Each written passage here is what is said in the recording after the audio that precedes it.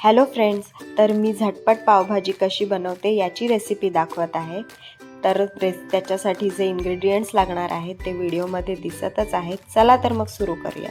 सर्वप्रथम पॅनमध्ये बटर आणि तेल गरम करून घ्यायचं। त्यामध्ये बारीक चिरलेला कांदा ॲड करायचा आणि कांदा व्यवस्थित परतवून घ्यायचा। कांद्यासोबतच मी शिमला मिरची ॲड करते आणि परतवून घेते, कारण शिमला मिरचीला जो उग्र वास असतो तो निघून जातो असं केल्याने।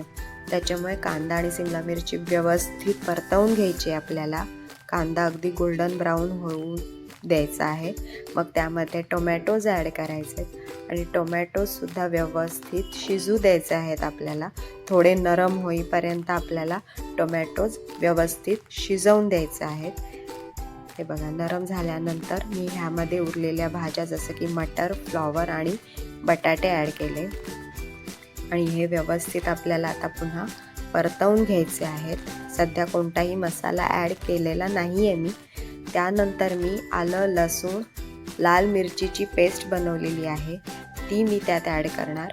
त्यानंतर काश्मीरी लाल मिरची पावडर आणि पावभाजी मसाला तुम्ही पण जो तुमचा वापरत असाल तो ॲड करा यात आणि भाजी व्यवस्थित मिक्स करून परतवून घ्यायची आहे। आता ही भाजी मी 3 जणांसाठी बनवत आहे। तुम्ही जर जास्त लोकांसाठी बनवत असाल तर भाजीची क्वांटिटी तुम्ही वाढवू शकता यामध्ये आणि तुमच्या आवडीच्या भाज्यासुद्धा ॲड करू शकता।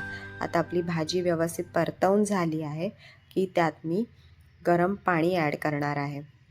व्यवस्थित परतवून झाली, आता मी गरम पाणी ॲड करते आणि चवीनुसार मीठ ॲड करून पॅनचं झाकण लावून 5 शिट्ट्या काढून घेते।